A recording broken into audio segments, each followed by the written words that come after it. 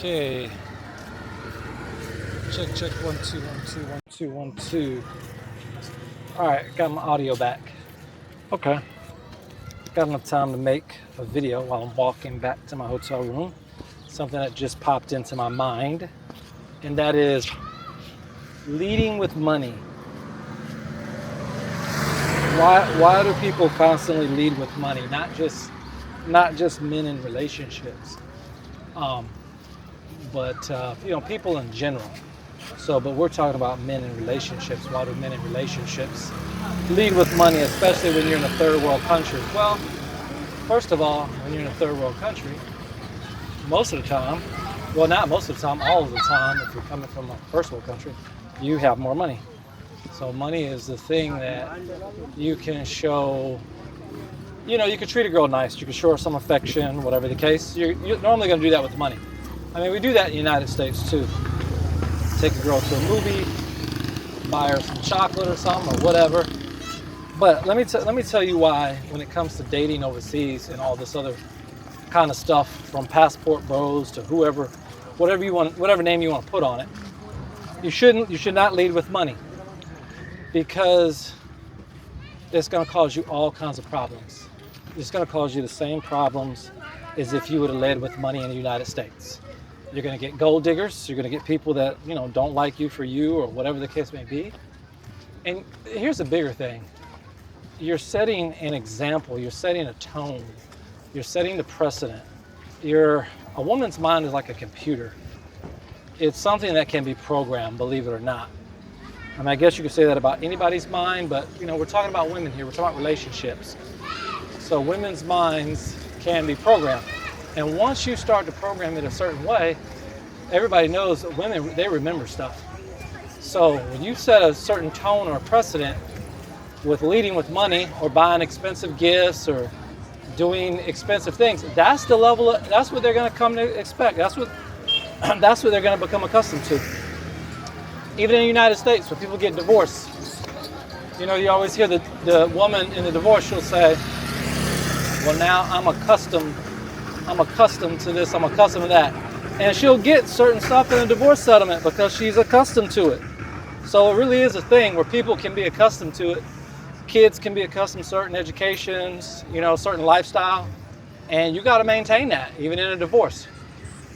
But in a relationship, dating women overseas, if you just take time to get to know people for who they are, you as the, let's say, American Western man, if you take time to get to know a woman, get to know her environment, you're going to find out really fast that people are not as poor as you think they are. See, when you come to a country like Madagascar, you look around, first thing pops in your head is everybody's poor.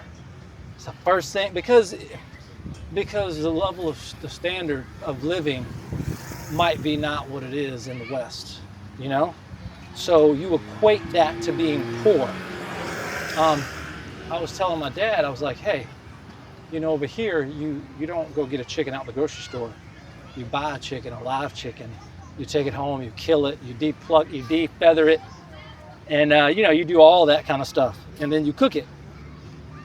And my dad, he's from deep south, he's from Lakeland, Georgia, so he was like, yeah, I kind of remember that, because we did some of that when I was a kid, and I was telling him about, me taking a bath out of a bucket here, because sometimes there's not running water. So you just get it out of a well, and you take a bath out of a bucket. Luckily, I have some hot water I can get from the hot water kettle. But anyway, he understood that too. He said, yeah, when I was like 10 years old, we used to take a bath out of a bucket or whatever. The point that I'm trying to simply make here, guys, is that doesn't make somebody poor in their world. So if you come over to another country leading with money, thinking you're going to show somebody a lifestyle or take them out of their poverty, and they're not even poor, all you're doing is overly inflating things. Let me give an example that I think most people can probably relate to. Let's use somebody like Elon Musk, and let's use average girl in America. Her family makes $65,000 to $80,000 a year, maybe. Average chick. And a billionaire dates average girl. Now he takes her out to dinner. Should he take her to a $5,000 dinner? Should he buy her a $5,000 dinner? I mean, he can afford it. He's a billionaire. But should he do it? First thing y'all are going to say is no. We know why he shouldn't do it. It's a ridiculous amount of money to spend within her environment, the environment that she's used to. It's actually ridiculous in most any environment, but let's just say, for an average woman, that would be a ridiculous amount. But if the Elon Musk billionaire dude was leading with money, that's probably something he would do. He'd try to buy the most expensive dinner ever. And that would be a problem, because the girl, first of all, either she would reject it, either she would feel that it's too much for her. In other words, it would make her be uncomfortable because she's not used to eating a $5,000 meal. And furthermore, she'd probably be looking like this is a waste of money. It may not be to him, but it is to her. So he's not approaching it. He's not approaching it from her vantage point, from her views, and he's setting a standard. Now he's saying, okay, well, I can afford a $5,000 meal. So her asking for a $100 meal on a regular basis is going to be not a big deal when she knows he can afford $5,000. And that's a problem. You shouldn't, you shouldn't do that. So same thing in some of these other countries. When you lead with money, you're doing the wrong thing. Oh, so they're playing basketball out here.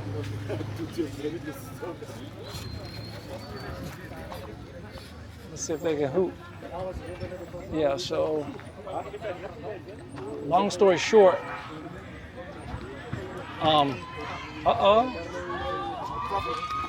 okay. They can hoop out here.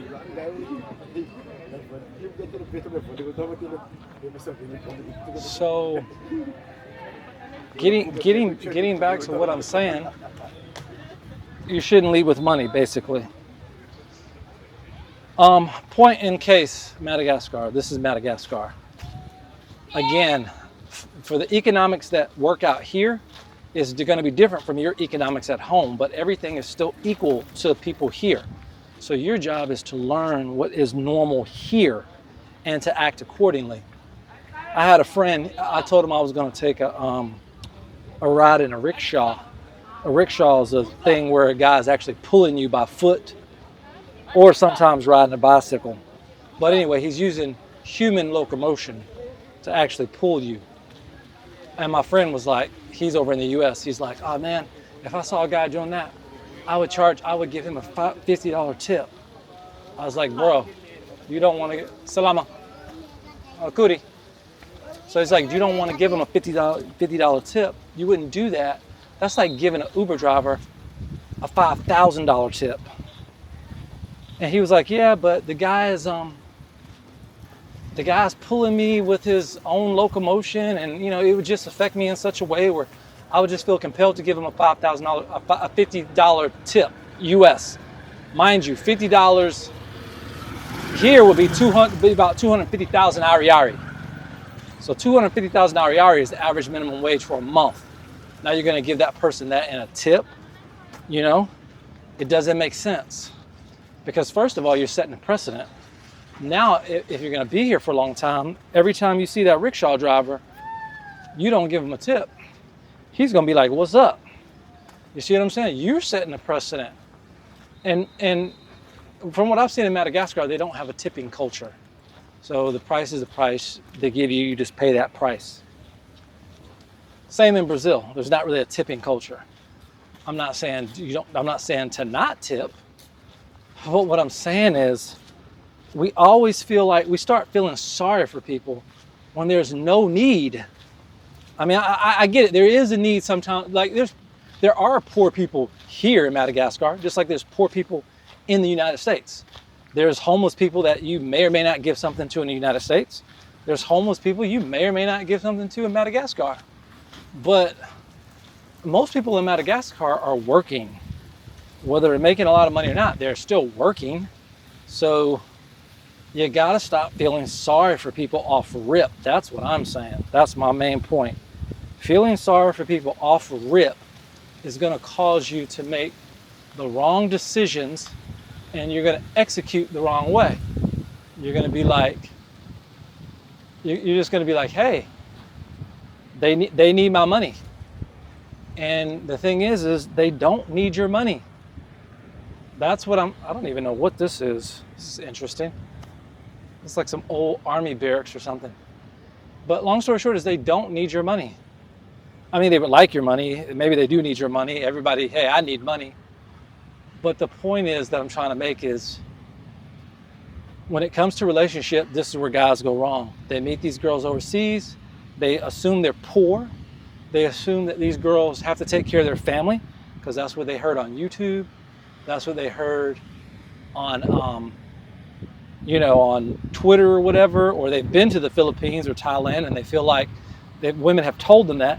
Yeah, there are some women that do have to take care of their families or whatever the case may be. That does happen. But there's plenty of women that they're not responsible for taking care of their whole family.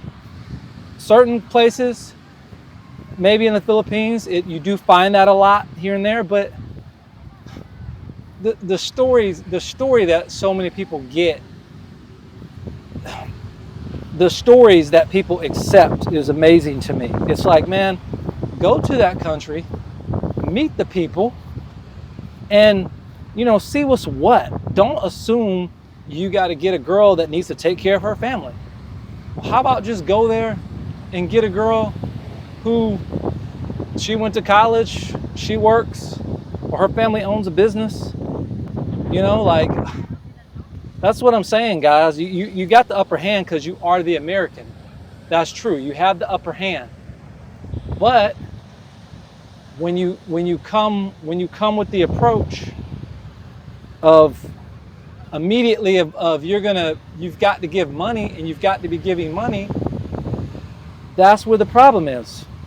You're starting off with the wrong approach is what I'm saying. You're starting off trying to lead with money. And it's just not that way. What I found about Madagascar is most people work. A lot of girls on the dating websites, they actually go to school or they have stuff going on. They're not necessarily from a poor family.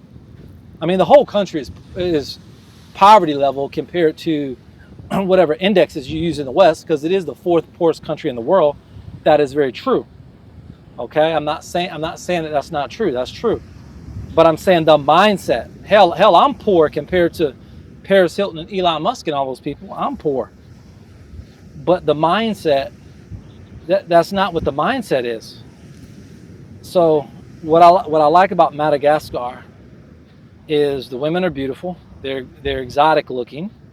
It's a little bit different than some other African countries.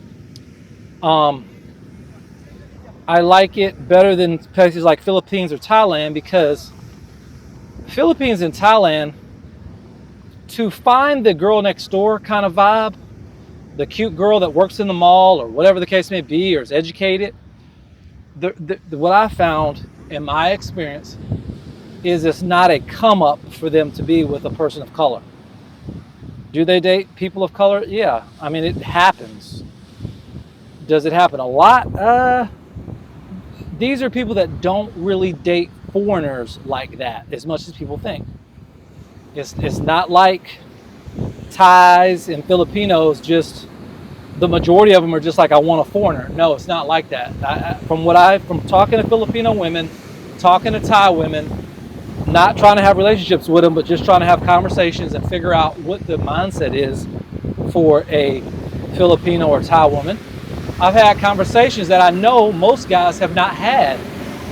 I'm not saying that I know everything or I've got the answers, but I can tell you I've spent time having those conversations that most guys have not even bothered to have because they're either spending their time in certain areas in those countries dealing with women that are, low-hanging fruit.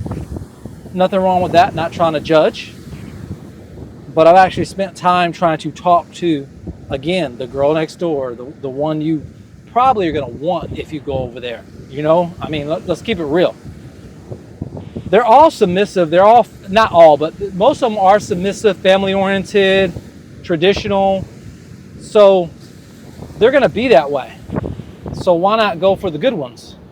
And the good ones in Thailand, if you hit a girl in a mall, here's the thing about finding girls in a mall. Women that work in malls generally are trying to sell you stuff, especially in Thailand and the Philippines. I'm not saying you can't find a girl that works in the mall, and something pop off. But again, you're a foreigner. They don't just jump to date a foreigner, despite what people may think. And if you're a foreigner of color, that's a negative. It's not a positive. It's not a come up. They don't really dig foreigners in general, but a foreigner white guy, a person not of color, I say definitely stands a better chance in the Philippines and in Thailand. I know some people are going to argue with me, but that was my experience. You could try to talk to the cutie that's a janitor in Thailand, and she's just not gonna, in their culture, they're not just gonna come out and talk to a foreigner like that. They're not that open about it. A lot of traditional countries have women that are very shy, very traditional. So they're not as easy as people think. They're easy in the easy districts if you're hanging out in those easy districts. But you're just talking about off rip, even in Africa. They're not. Let's put it this way. They're not easy in that sense. With that being said, the irony is sex is not some weird thing that they use as a tool, like how it's used in the United States. So it's not like a woman's going to withhold sex or not have sex with you. She may even have sex with you rather quickly. First or second date, it's not uncommon in some of these countries. It's not uncommon in some of these countries that women would have sex with you, maybe, or have relations, I don't want to say sex, relations with you on the first or second date, because they don't look at sex as this weird taboo thing like we do in the United States. So in the United States, sex becomes a game, becomes a tool that certain women can use to get what they want to manipulate. From what I've seen, sex is not used nearly as much as a tool like that for anything. It's just something that women, they know they do in a relationship, and they're not going to withhold it from you. So on the one hand, yeah, women are not easy per se, but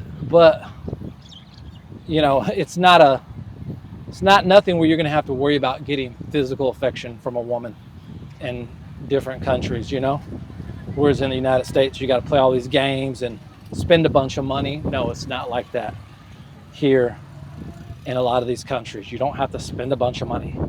In fact, people aren't really expecting you to spend money. They're expecting you to spend time with them, treat them right, or whatever the case may be. So getting back to all this about leading with money. You should not lead with money. It's a mistake. If you lead with money, you're just going to end up paying. Yeah. You'll be shocked what people have and don't have if you just spend the time to get to know them. And use those filters on those dating websites. Use the filters. Filter for people that speak a little English if you need them to speak a little English. Filter for people that are in school if you want your woman to have a college education. You can filter on all these different things. And you use that stuff. But don't just, the prototypical, just coming over and just, spending money. That's crazy to me. You literally don't have to do it. In Madagascar, the girl I met, her mother was paying. They have a housekeeper, and the housekeeper is cooking my meals. Hey, thank you so much. Thank you. The mother was paying housekeeper to cook my meals. Thank you. And of course, when I got wind of what was going on, I was like, hey, I'll just pay the person myself, the cook. They have a cook and they have a housekeeper and they have another house help person. I said, I'll just pay the cook myself to cook my dinners, which amounted to, for me, about $18 per week, $2.60 per day. for dinner, a big meal, your main meal of the day.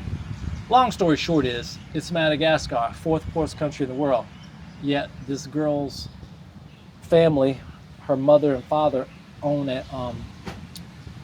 lumber company that is pretty big, pretty substantial here. And so all the girls go to school, all the women in the family go to school. They're a pretty well-off family. If this were the United States, they would definitely be upper middle class, for darn sure. Upper, not middle class, definitely upper middle class, if not a little bit more.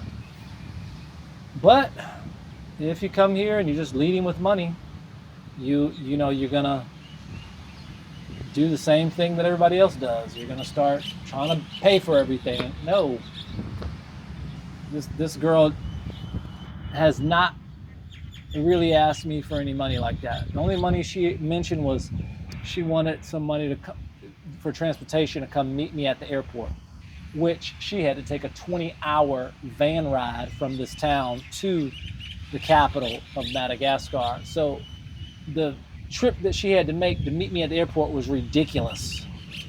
And the amount of money she asked me for pretty much amounted to $20. Okay? $20, a little less than $20. So, of course I'm going to, come on. Somebody's coming to meet you. Even if they're in a first world country, I would still have offered to pay for somebody's transport. It doesn't have anything to do with what kind of country it's from. Anyway, that's the moral of my story. Take it from me. You don't need to lead with money. It's a mistake. Peace.